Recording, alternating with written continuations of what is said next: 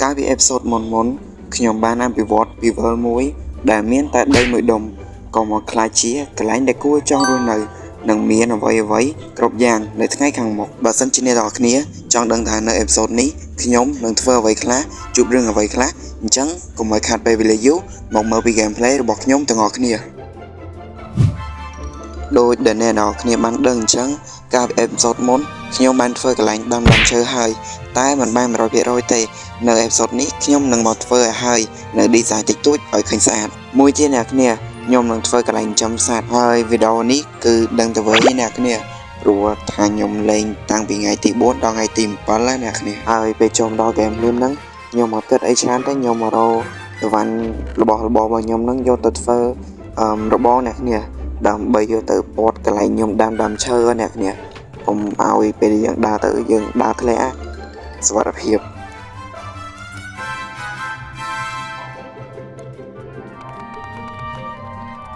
ហើយកន្លែងហ្នឹងខ្ញុំ design លេងអ្នកគ្នាខ្ញុំចង់ដាក់ឈើ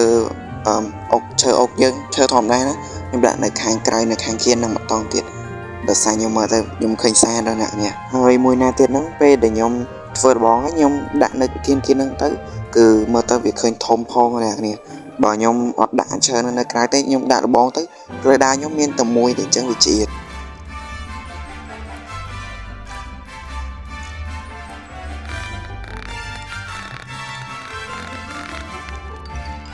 ហើយពេលខ្ញុំធ្វើរបងខ្ញុំត្រាស់វាអត់គ្រប់អ្នកគ្នាឡើយខ្ញុំមកធ្វើវិញហើយពេលហ្នឹងខ្ញុំ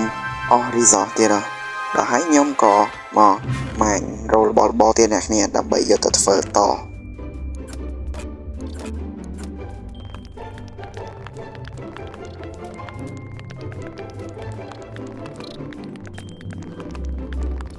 ហើយពេលដែលខ្ញុំពងម៉ាញសុកហ្នឹងខ្ញុំក៏ទទួលបានឆេះមួយអ្នកគ្នា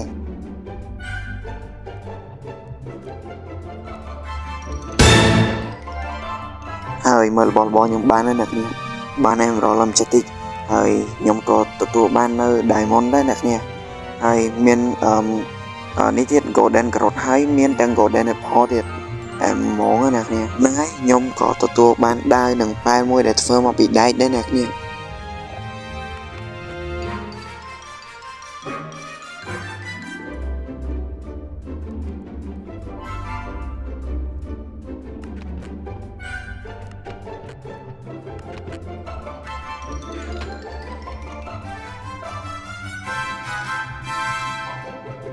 ហើយកន្លែងដាំឈើរបស់ខ្ញុំហ្នឹងជោគជ័យណាគ្នាដោះបានពីដើមហើយពេលដែលខ្ញុំឃើញចឹងខ្ញុំក៏ទៅបើកឆេះមើលថាមានពូជឈើទៀតអត់អ្នកគ្នាបើមានខ្ញុំនឹងយកទៅដាក់ដាំថែម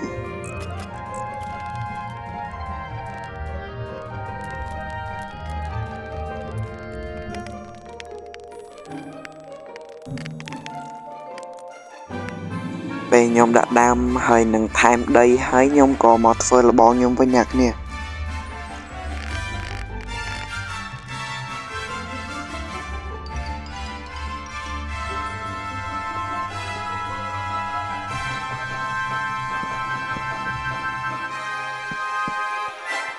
ខ្ញុំក៏បានពណ៌របងជុំវិញនឹងអស់ហើយអ្នកគ្នាហើយខ្ញុំនឹងដើរដាក់ទៀនឲ្យភ្លឺកុំឲ្យមាន mob spawn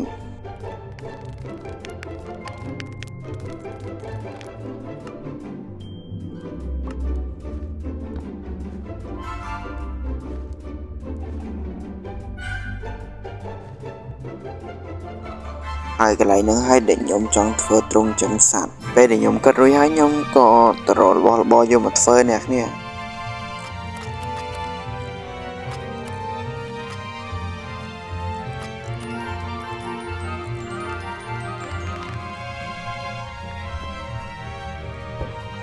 កន្លែងហ្នឹងលយអ្នកគ្នាគ្រាន់តែគប់មួយចេញកូនមន់មកហ្មង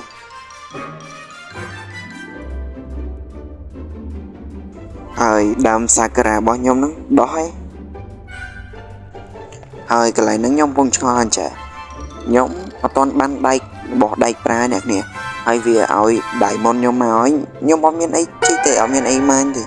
របស់ខ្ញុំថ្មទាំងអស់ហើយអា diamond វាឲ្យលើកមុនហ្នឹងគឺមានតែមួយគ្រាប់ហ្នឹងហើយគេអត់ទាន់ឲ្យរបស់ដែកខ្ញុំមកប្រើផងហើយខ្ញុំមានអីម៉ាញហើយឲ្យដែកមកប្រើមែនណានេះរបស់ដែកមកប្រើមែន គឺមានតែដៅហើយនឹងប៉ែនឹងដកកហើយពេលហ្នឹងខ្ញុំមិនដឹងធ្វើម៉េចខ្ញុំក៏សម្រេចចិត្តម៉ាញវាទាំងចឹងហ្មងណាគ្នាហើយពេលដែលខ្ញុំរៀបនឹងម៉ាញហ្នឹងខ្ញុំក៏បានមកមើលអាសភៅគេឲ្យតាំងពីដំបូង2ណាគ្នាខ្ញុំឆ្ងល់ថាហ្នឹងវាមានអីខ្លះវាមានទាំងនិយាយទៅអាម៉ូអីធ្វើមកពីត្រាហ្គនធ្វើមកពីស្អីញញ៉ៃខ្ញុំអត់ដឹងទេអ្នកគ្នា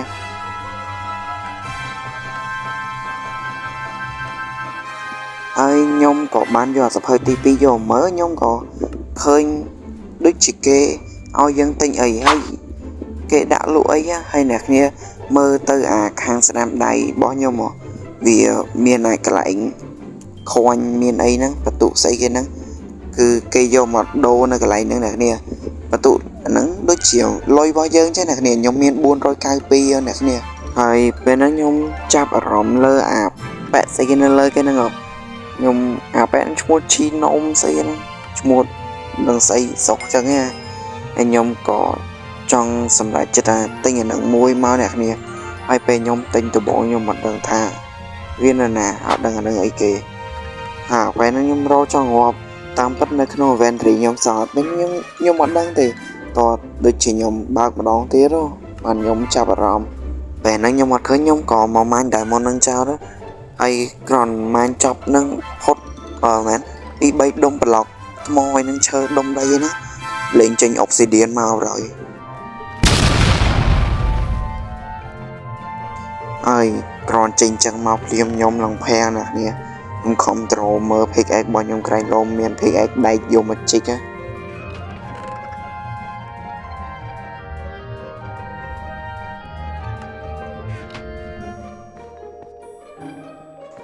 ដឹងធ្វើម៉េចអស់ជំរើសមានតែជីកហ្នឹងឯងអ្នកគ្នា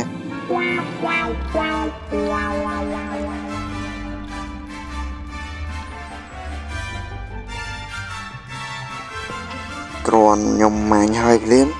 វាលោតស្អីគេនៅខាងឆ្វេងណានេះវា unlock ស្អីវានៅ unlock in the shop អីណាខ្ញុំអត់សូវដឹងដែរតែអត់ដឹងធ្វើម៉េចខ្ញុំខំដើររួចដោយសារតែខ្ញុំឃើញពាក្យ Iceland ខ្ញុំស្មានវាលិចកោះមួយទៀតចេញមកខំដើររកហើយពេលហ្នឹងហើយបើខ្ញុំបើក inventory មកខ្ញុំចាប់អារម្មណ៍ឃើញ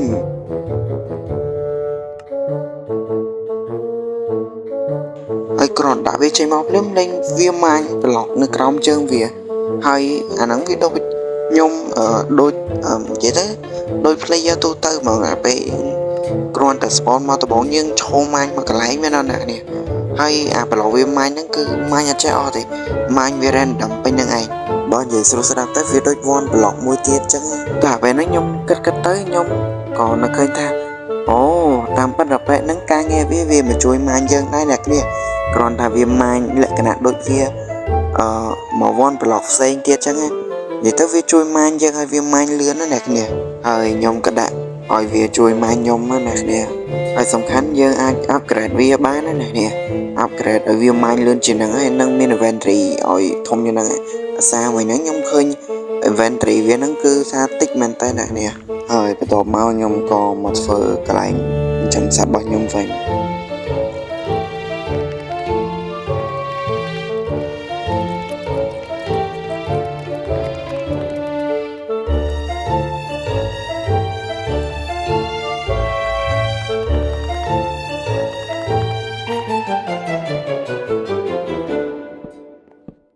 ហ្នឹងឯអ្នកគ្នាលើខ្ញុំធ្វើអានឹងពាត់ជុំវិញហើយ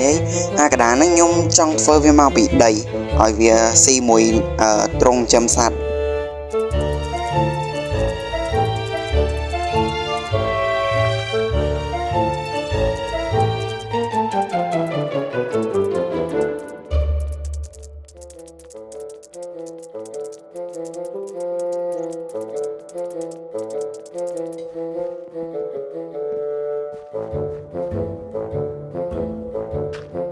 ហើយឥឡូវហ្នឹងខ្ញុំក៏បានដាក់ដីពេញអស់ដែរអ្នកគ្នា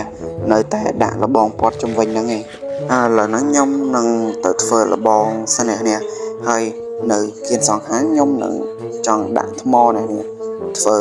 ថ្មធ្វើ slab ណាអ្នកគ្នាដាក់សងខាងដើម្បីដាក់លបងហើយយើងមានផ្លែដាក់ធំអ្នកគ្នាពេលហ្នឹងខ្ញុំក៏បានបើកសភៅមើលហើយខ្ញុំក៏ ទិញមួយទៀតមកអ្នកគ្នាមួយហ្នឹងមកវា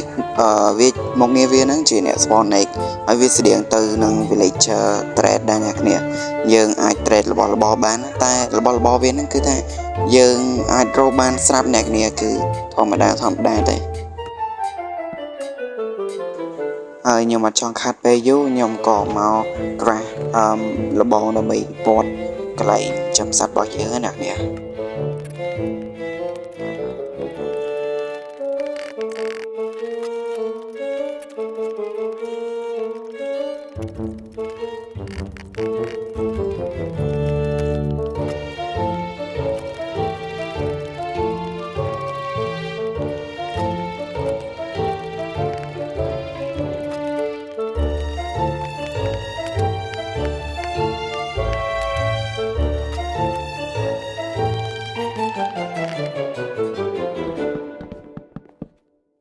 អូខេអ្នកគ្នាឥឡូវខ្ញុំធ្វើវាហើយ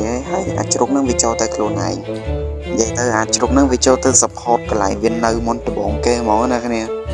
ហើយក្រោមខ្ញុំបន្ទាប់ហ្នឹងខ្ញុំចង់នេះដីក្រោមchoខ្ញុំពុំឆោតខ្ញុំចង់ដូរវាទៅជាថ្មវិញអ្នកគ្នា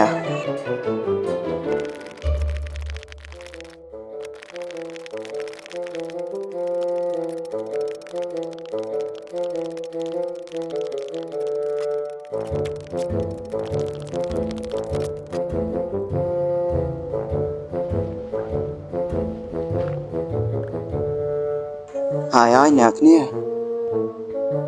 ហើយនៅអេពីសូតនេះខ្ញុំបានធ្វើវាបានប៉ុណ្ណឹងឯអ្នកគ្នាហើយចិត្តបញ្ចប់វីដេអូហ្នឹងខ្ញុំនឹង craft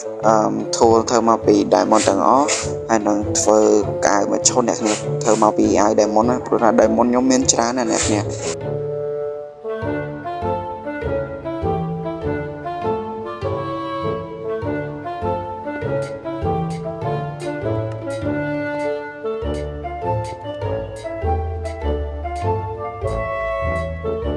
ឥឡូវហ្នឹងខ្ញុំនាំអ្នកនរគ្នាដើរមើល